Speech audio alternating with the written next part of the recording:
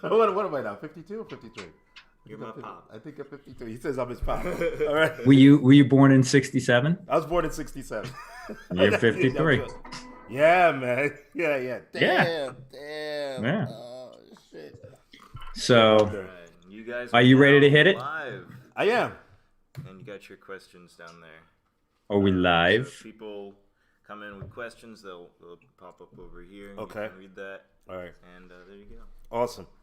Are we on? We are. We are. All right. Hi, everyone. Thanks for joining us for Dave and Stu's Training Edge, the Training Edge with Dave and Stu. I am your host, along with Stu Burton, and my name is David Spearer. My background is in academic exercise physiology and exercise science. Spend most of my time in classrooms teaching and in labs doing research. Many years ago, met Stu through internships that I provided for my students, and now I find myself doing this podcast with him, talking about everything having to do with health and fitness and exercise and bodybuilding. We've had some really great guests on the show, and we're just, trying to bring you some factual information as it relates to strength training, exercise and fitness. And I'll give Stu a moment to talk about himself, and then we'll get started. We're going to keep this really brief, but yeah, it just been involved in bodybuilding, weight training for 40 years. Have a family history in it, and been very fortunate to have some great mentors over the course of those years. Some real pioneers of the sport of bodybuilding.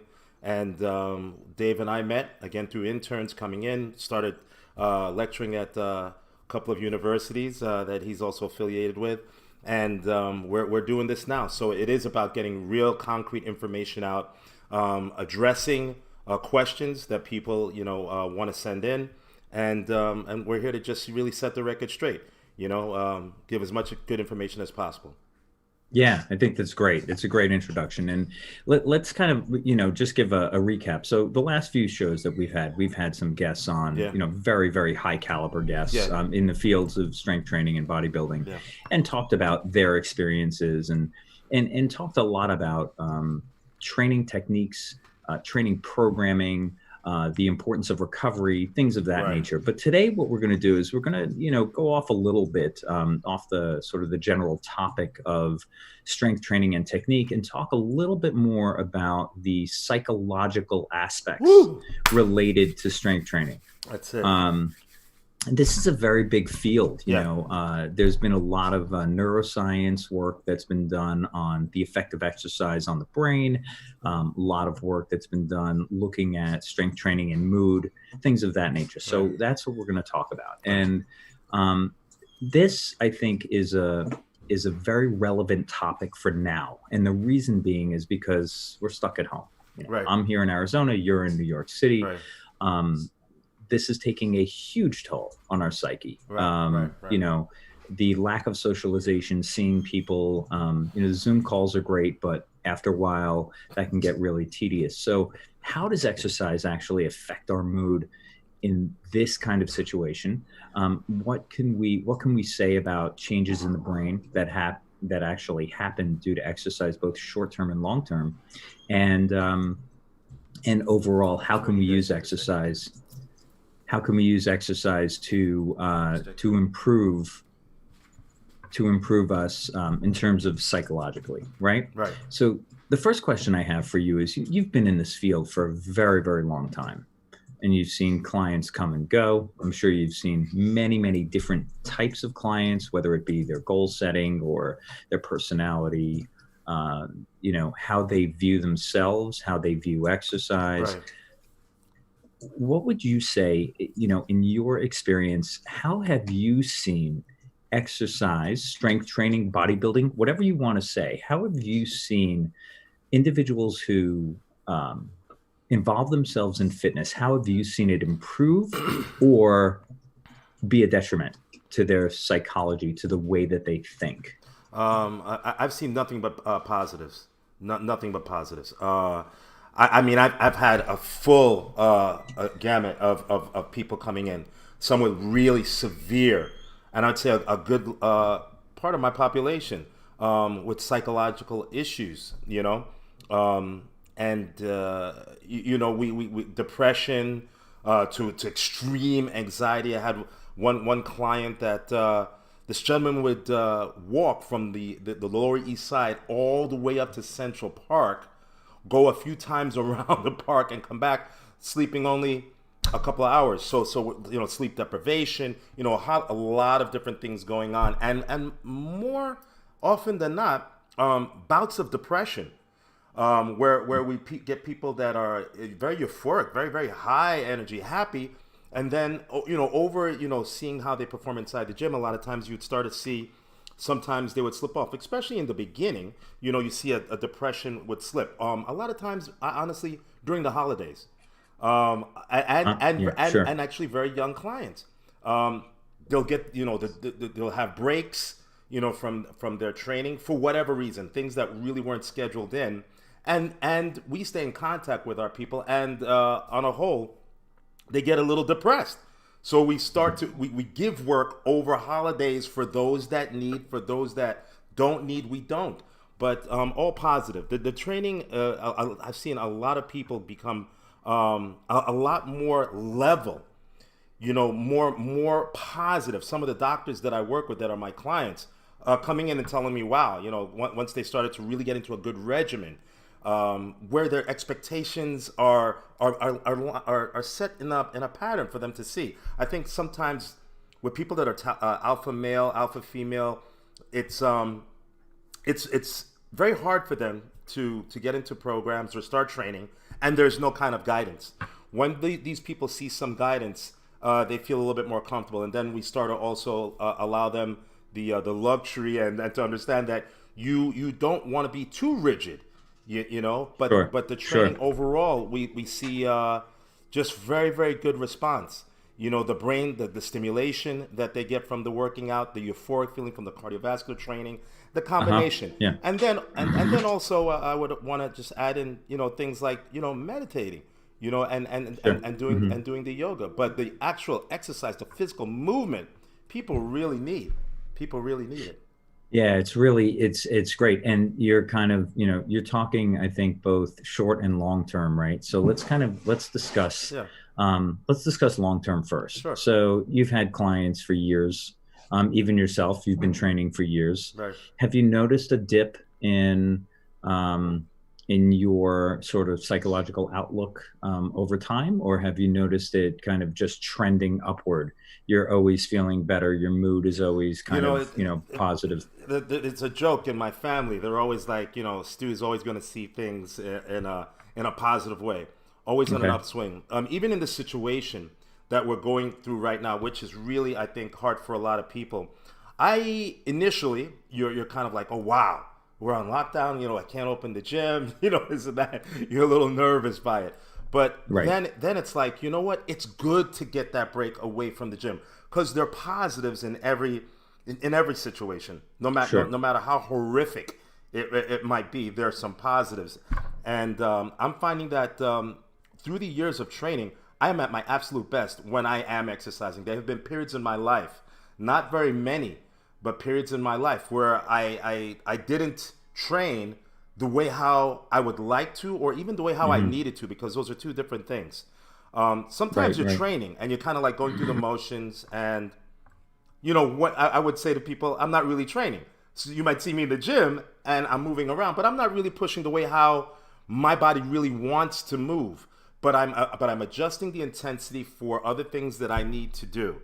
And then when I do get the opportunity to train at the intense level that I would like, then I would start to incorporate that. But from a psychological standpoint, always feeling very, very positive. It's always allowed me to look at obstacles and to be able to be level, not to freak out. I think people see, obstacles and they get stressed. We all get stressed. It's not like I don't, and other people do. We all get stressed, but it's how you deal with the stress. There's a saying in fighting, how you react to a punch is going to tell you a lot about a person.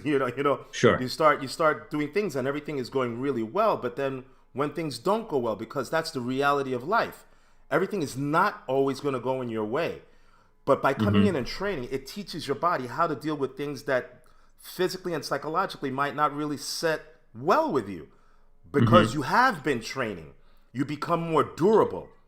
And it allows you, I think, to see things in a positive light. So my whole mental attitude as I've gotten older, it's only improved. More confidence. Less need to find myself out of control for longer periods of time. Yeah, sometimes I'm a human. You lose it, but staying in a very, very comfortable spot, understanding, breathing properly, it's done nothing but made my life better. Nothing but made my life better. Yeah, I mean, I would agree. I think from my standpoint, when I'm training, I feel that my mood is definitely up. I'm a little bit more positive. And then if I go through sort of, ebbs and flows where there's a point in time where I'm not training, let's say I miss 3-4 days, I get like, ugh, I can't believe it. But I also know that this is kind of, it's part of what I do. It's part of my life. So I know I'm going to get back to it. Right. I guess the question is, the devil's advocate question would be, well, some people are just a glass half full people. Some people are glass half empty. Have you ever taken a glass half empty and made them a glass half full? Let me just say, exercise. Hello, Amir. I want to say hi to you. And Nando, what's going on, man? How you doing? So you got some people that are just calling. Got some people listening. Yeah. Great. Send in your your questions, please. Hi everyone. But go ahead, Dave. You were saying. So the question is, have you ever taken a glass half empty person and made them a glass half full? Absolutely. We do it. We do it every day. That's really important. More than anything, when I talk about training and we're a lot of people really get the wrong idea. They think it's very physical. They see sometimes a bodybuilder, they'll say, oh, they're just narcissistic. It's just about, and not that some of them are not, but to say that all are shows a very narrow way of thinking. I view this as an art form. So the approach has always been from an artistic standpoint. You want to take someone and you want to empower that person. When we have somebody that comes in that's negative, I had a young man come in from Europe, and he had a very combative aura about him. And I really didn't want to work with him, but we took him on as a client. We took him on as a client. And we started to do the work, and we'd spend time talking before and sometimes after a little bit, and you get to know somebody, and from doing this for a lot of years, you get a good understanding of people's personalities, so that you can make what it is that you do work. Because it's not about me forcing you to do what I know; it's about me trying to get you to understand why you want to do the best you can do for yourself, and letting you figure out. So it is a teaching process. But it's never something that you force. You can't force it. So, getting into this individual and starting to work with them and starting to say, hey, you are this good. You can do this. And explaining it to him and understanding that, there were things in his life as a child that has molded him to the way he is. And then trying to get him to understand that, those things right now, you don't have to address every single thing at this very moment. But what you can do right now is just start to take care of this. And what we start to see is that half glass, is really, it's half full, and they start to realize that, they really can. They bring a lot more to the table than what they thought. They also start to realize that, there's plenty that they can do, because I think it's a lot of times people just don't think that they can. And once they start to train, you see it click, because that energy, that blood flow, that oxygen, again, going through the body, this body's meant to move. And when you train it, it feels good. It wants to move. So these are the things that help it actually guards our brain, exercise. It promotes, growth, and awareness. Absolutely. It is the fountain of youth. As we know it right now, these are the things that are going to help you to stay young. Taking care of yourself, and doing all of the things that the body can do, because it's far much more than meditation. That everybody's always talking about meditate. It's far much more than that. Right. That is only part of it. There are other aspects that need to be present, because the system is one, and it runs as a whole system. No one thing is greater than anything. And for people to want to do things and then they say, well, that's not my style, I don't want to. Well, then you're not really testing yourself. You're not open. You're not open to the possibilities. Right. Yeah. Real quick, one of the things I love about bodybuilders is because it's an extreme sport. In most extreme sports, you try and get as much information on everything as you can, because you're trying to be good. It's one of those things where we understand eating is part of it, training is part of it, and then a lot of people really understand rest. They don't really understand that, but usually then the young guys, they start to realize that rest is part of it. Once you start to look and view all of those things, and you start to say, hey, will me meditating a little bit help me? You start to do it. Will me stretching a little bit more, will that help me? You start to do that. You know what? If I lift this a little, so you want to always look out there and see things that are going to help to make the human body, the human being, the human person better. Yeah. Start to look at them, incorporate them in dosages that allow you to get through everything else in your everyday life. Sure.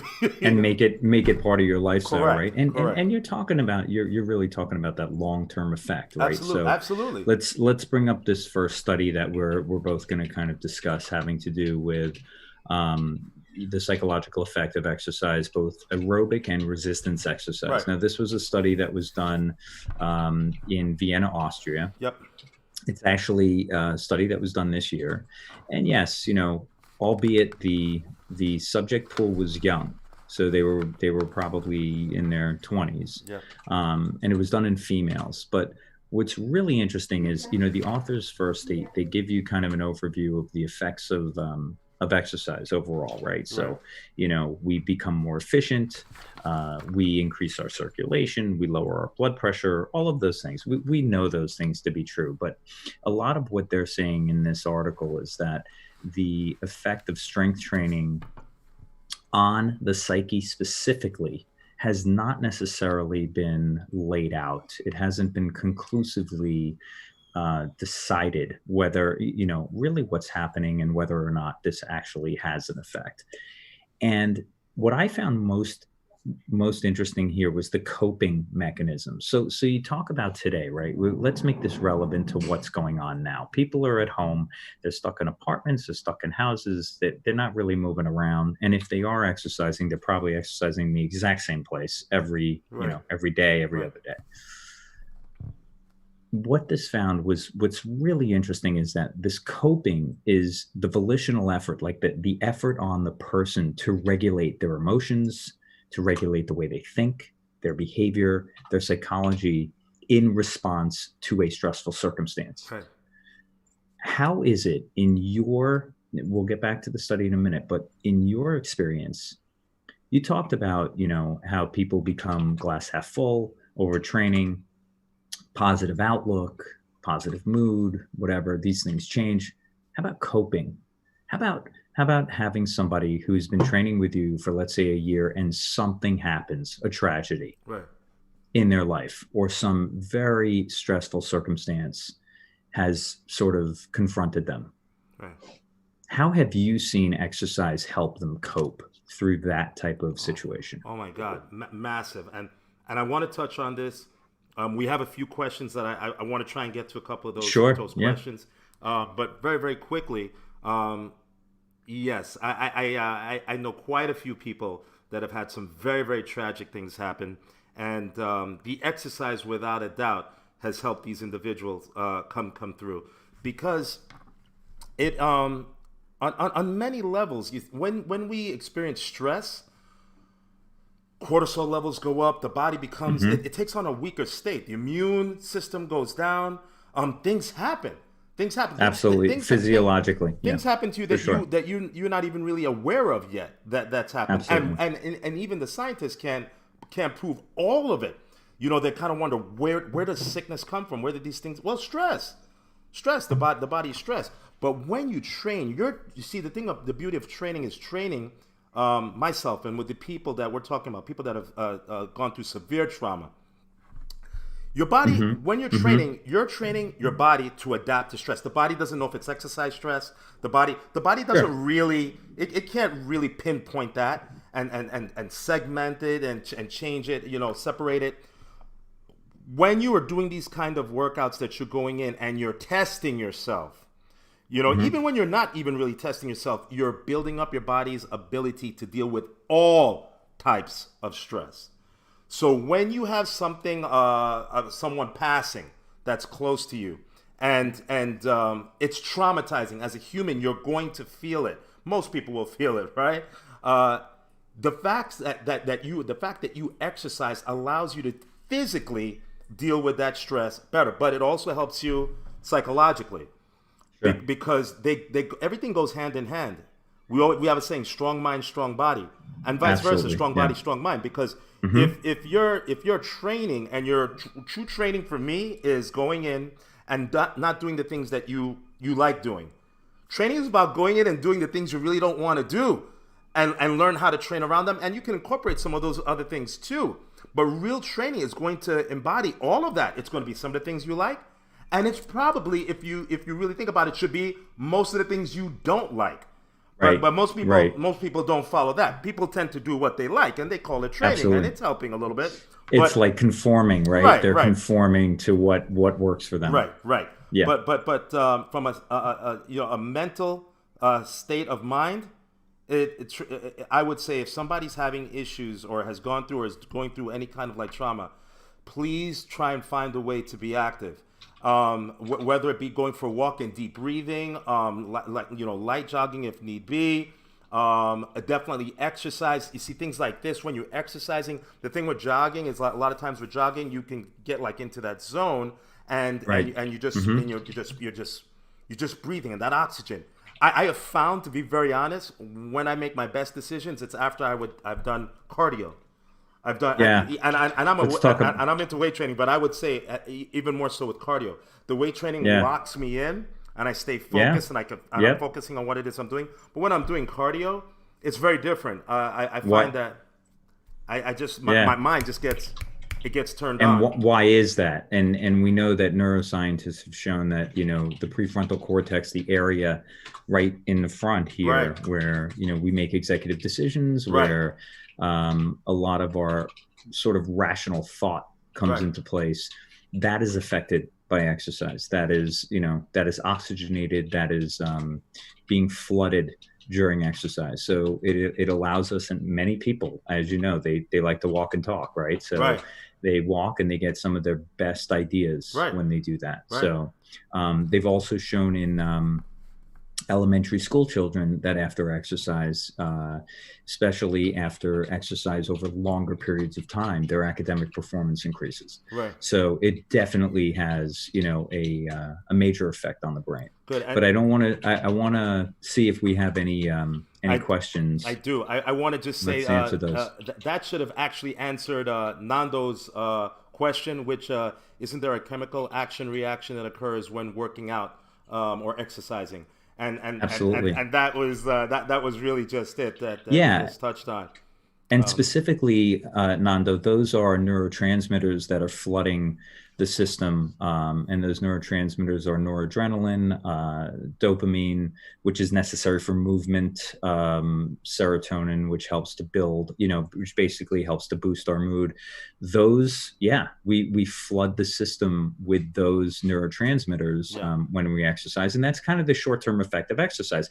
And you had mentioned, by the way, and we'll go to the next question, but you had mentioned that sometimes when you're doing cardio, you're kind of just like thinking, but you don't even recognize that you're running right on a treadmill, or you're walking, and that is the runner's high.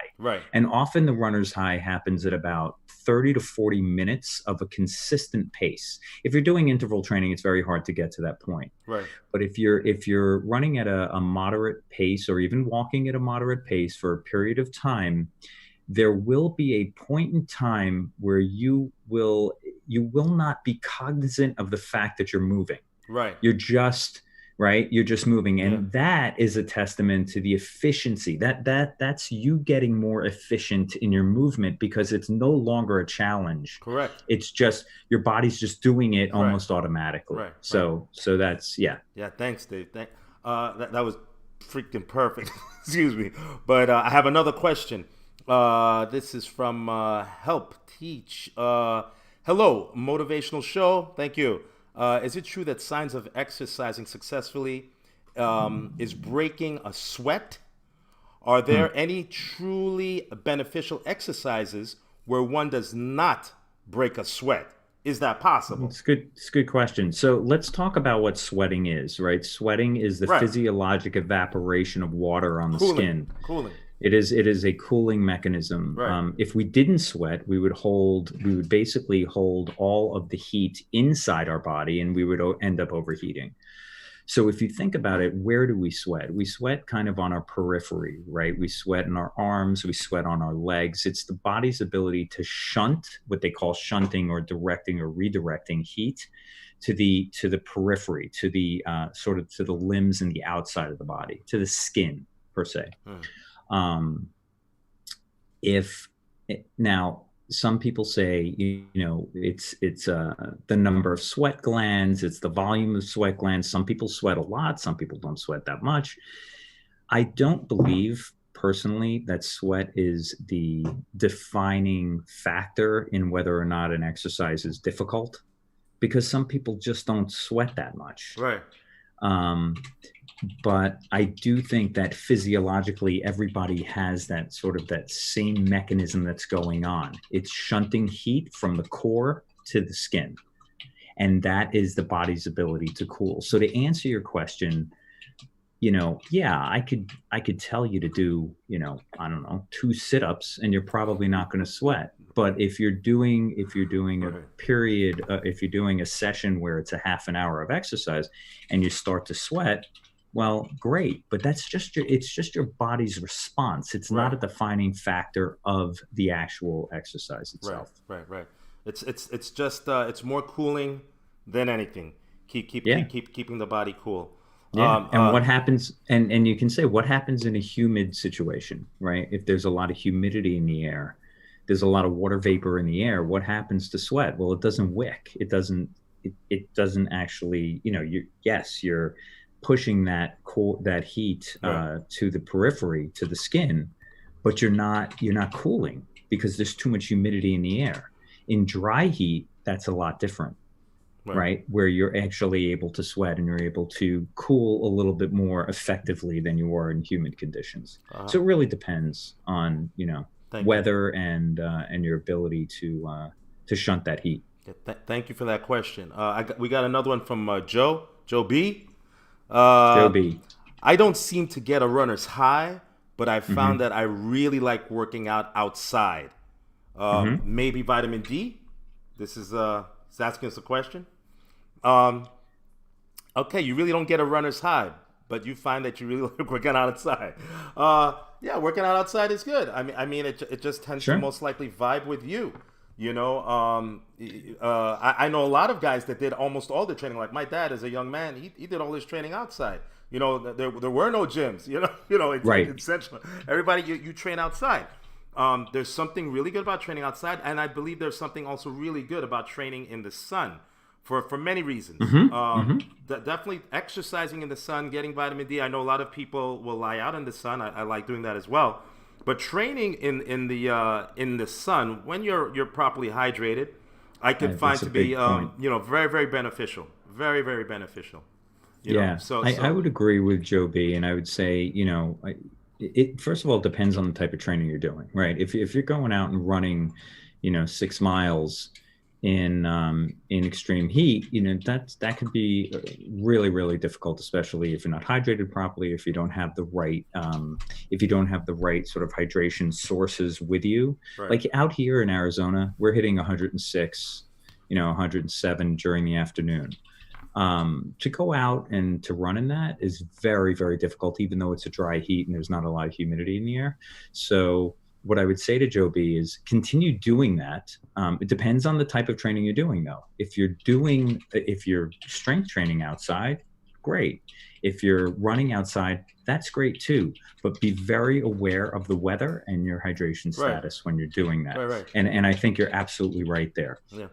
Now, as far as the runner's high, maybe not everybody gets it, but it really is, that's more of it's a source of endorphins that are being released that sort of give you that high. Now, if he's saying he doesn't get a runner's high, but he runs, I would say to him, I would ask him, what kind of running is he doing? If he's doing hill sprints, if he's doing hill repeats, he's not getting it. Right. If he's hitting hills, if his heart rate is going up by 10, 15% at a time, and then down and then up, he's not getting it. It's got to be on a flat surface, just nice efficient movement, and then that's when you most likely experience it. And that's, as you stated earlier, the interval training is not going to create that.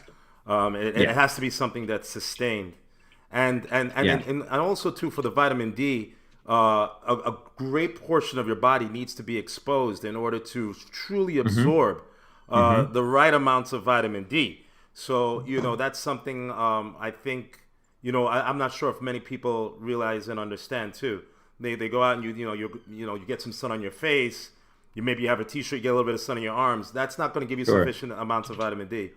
I believe it's upwards of 75% or greater of skin exposure in order for your body to really get that. That's why in Central America, because it's hot, right? And there's a lot of people. You're wearing shorts. You have no shirt on. People are not fully clothed from top to bottom. There's more exposure. But then you have places like Kuwait, right, and that are very hot. I have family over there too, and everybody's clothed from top to bottom. But this now is also to protect the extreme heat and the rays of the sun because of that. So it actually keeps you cooler, but still you're not getting the vitamin D. So you could supplement with it, right? And supplementation would come bioavailable. Absolutely. But So with kind of getting back to this study that we mentioned, what they found was that in the group, they took 3 groups. They took a group that did aerobic exercise, a group that did strength training, and a group that did nothing. And what they found is that in both of the groups that trained, they found that the perceived stress was less. Yeah. So they would ask them questions like, how do you deal with this situation, or do you feel that you're able to cope with, stressful situations? And they found that the perceived stress overall was actually a lot lower in those people who participated in physical activity. And it's exactly what we're saying, also lower feelings or preventing feelings of loneliness as well, which was interesting. And that's very relevant to what we're dealing with today. Right. Being at home, some people may be having family, and then there's some people that don't have family, that may be alone. Right. We are the human race. We're people that need to. We're species that need to interact. We need to be together. A lot of people try and. I hear so much stuff about just being alone, and obviously, yes, be alone. But no one can survive by themselves. You got to have something along with you. Could you survive on a desert island by yourself? Yeah, you probably could survive on a desert island by yourself if you had to. I don't know what kind of an existence that would be, and I don't think that's why we're here as human beings. But we need that. We need that interaction. That interaction is something that absolutely is very the socialization. Important. Yeah, for sure. And so, if you're not getting that, one of the ways to help to create this. What better time, if you're a person that's alone, what better time than to really focus on you in every sense of the word? Absolutely.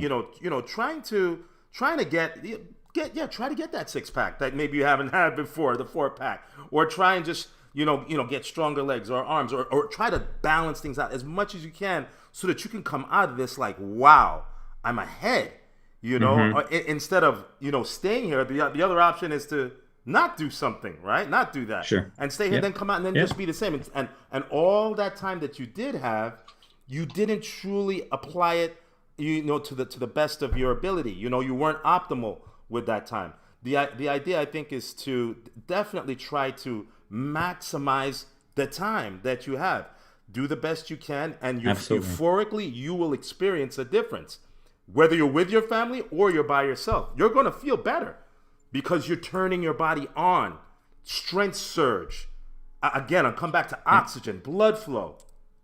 These we know those. Yeah, we know those to be the benefits of cardiovascular and strength training type exercise. Correct. You know, that is, you know, something that has been in the literature for a very, very long time.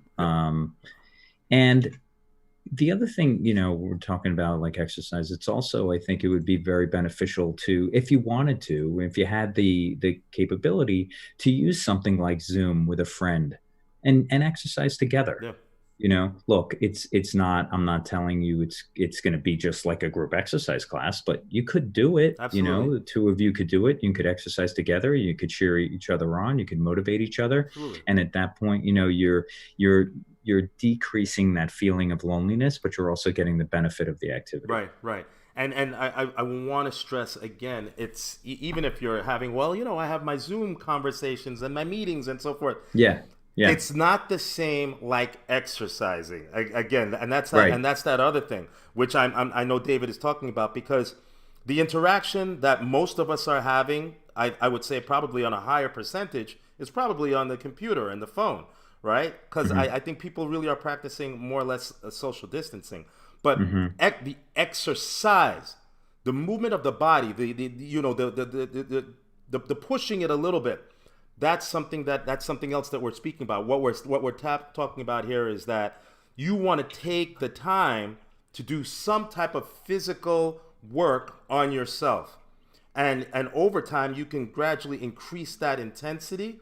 Is great if you find it through, again, going for a walk and just, you know, just paying attention to your gait to the point where you're not paying attention to your gait, the way how you stride, Absolutely. the way how you hit the floor. You're doing all of the necessary things to help to make your body more resilient. It's going to build your immune system. You know, there was a TED Talk, and I believe it was with Wendy Suzuki back in, I think, 2017, in regarding exercise and brain function and the prefrontal cortex and the hippocampus, you know, and you know what we are finding and what we know is that people that exercise do better straight across the board overall for what it is that we're trying to achieve. Dealing with stress, lowering it faster. It's not gonna tell you won't get mad, but it's that the negative effects that will be attacking your body. Your body's going to be more resilient against these things. And this is what we're trying to say. Is this a pro exercise and how it helps the brain to function better, bring you more clarity, put a smile on your face, make you, you know, be a happier person? Absolutely. No doubt. That's what it's about.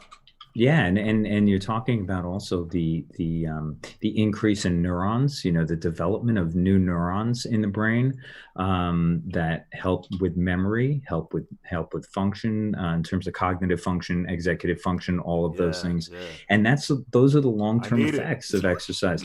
So just to let you know, at Long Island University, we did a lot of research on human performance and things of that nature, you know, how reaction time of athletes and all of this. But there was also a side of my work that was focused on Parkinson's.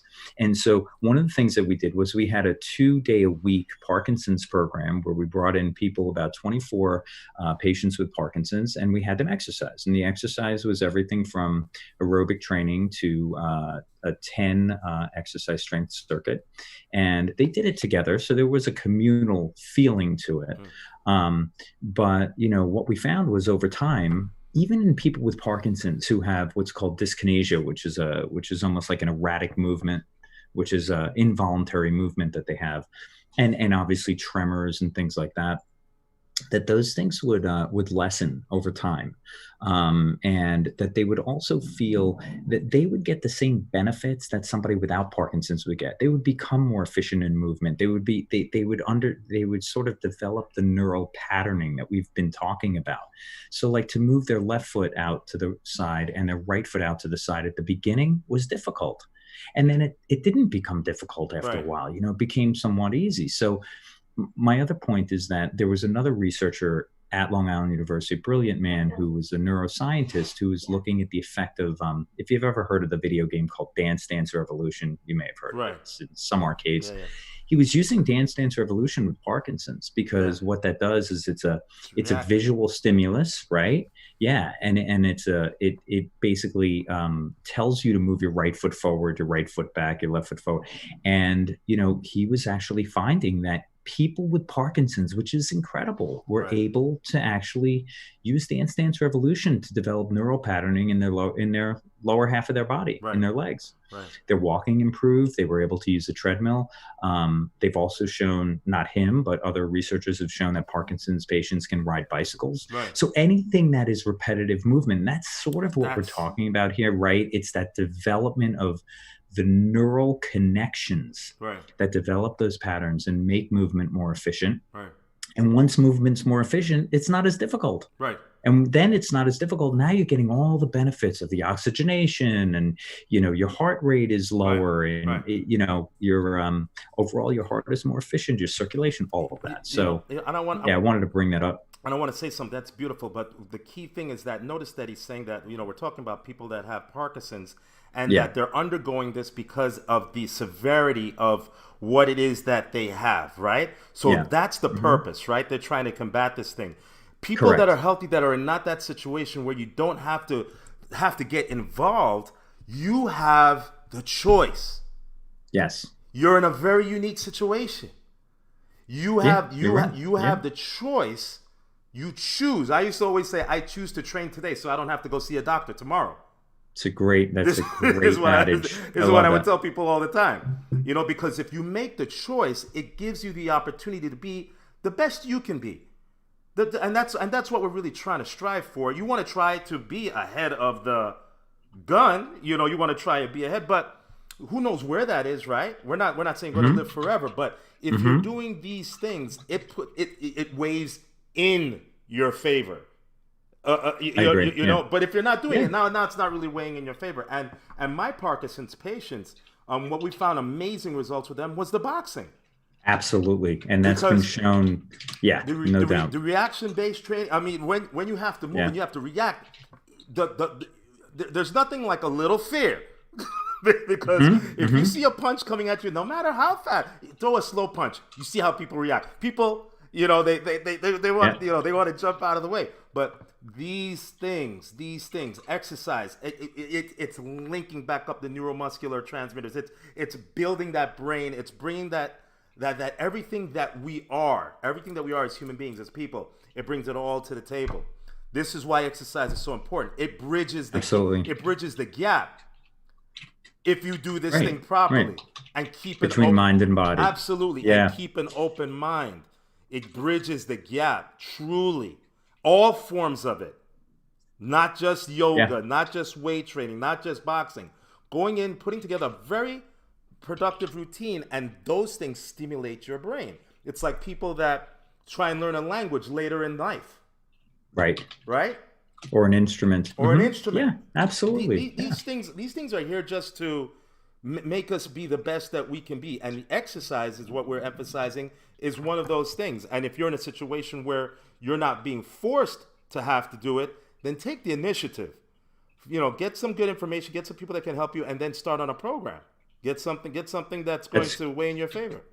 That's great advice. And also, I think, what you're saying in terms of the boxing, in terms of, that kind of movement with people with Parkinson's, where there is neurodegeneration, right? There's decrease in that neural drive in people without it. Can you imagine? I mean, right? You just step in and it's like all of a sudden, boom, like your body just wakes up. Right. It says, wow, this is a new thing I'm doing. Okay, I got to learn how to do this thing. Yeah. So, and that follows with anything like balance, coordination, reaction time, any of those kinds of, facets of fitness. Yeah. Let's just, we'll kind of go into that second study that we were looking at. This one's an interesting one because this one is more about anxiety. You had mentioned that you had clients with very, very, high levels of anxiety. And you have. I have.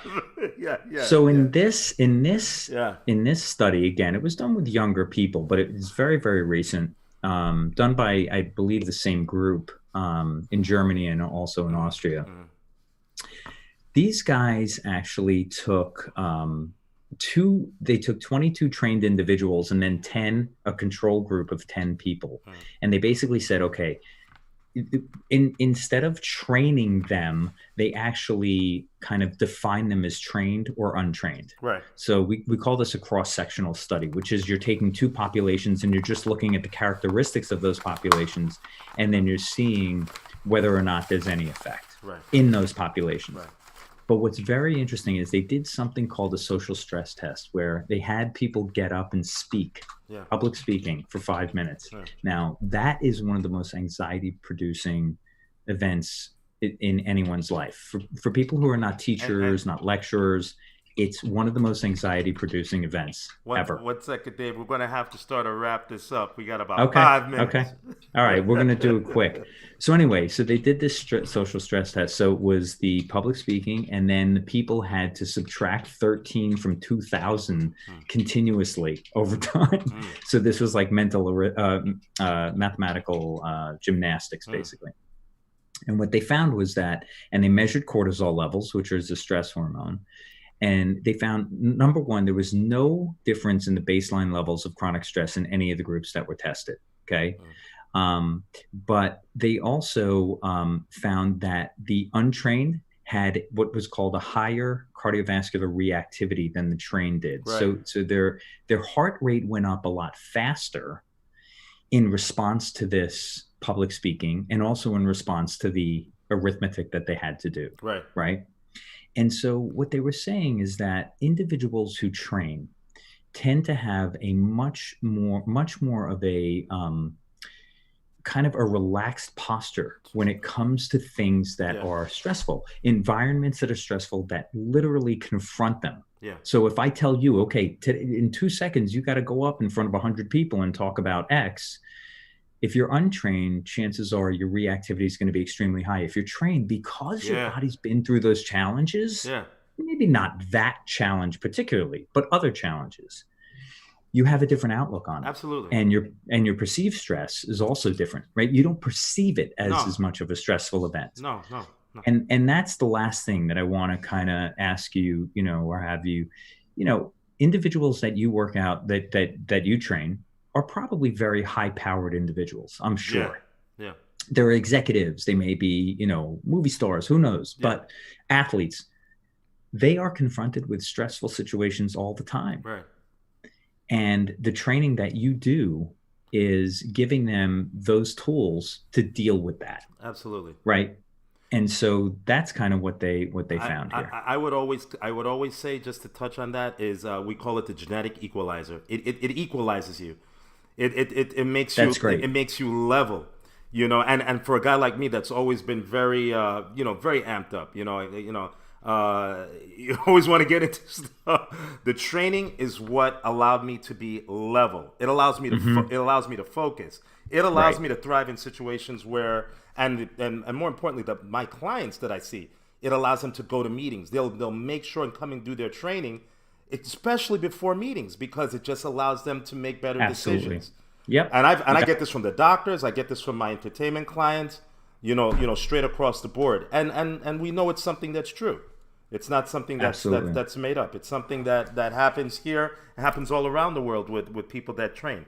You're going to deal with stress better. Absolutely.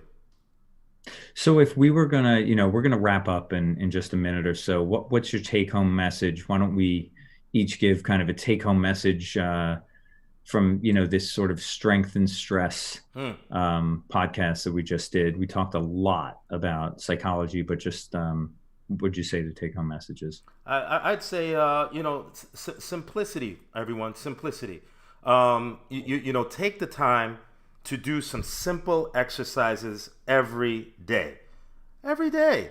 You could take a day off, but just try to do something every day, because with you being consistent, You're consistently laying bricks. You're building a very strong foundation, and it's only to serve you. That's, I can get into it deeper, but we don't have a lot of time, and that should be it right there. Less is more. Think about that.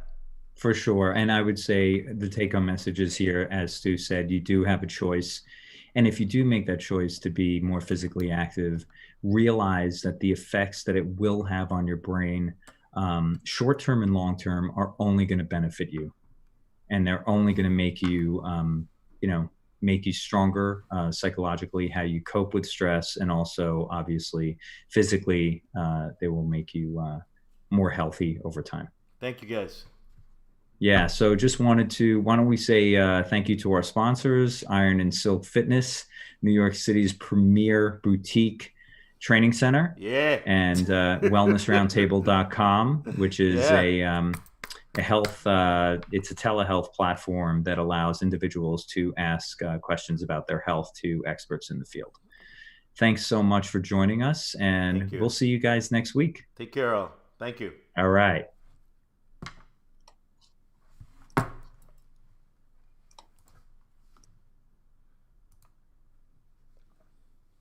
That's good.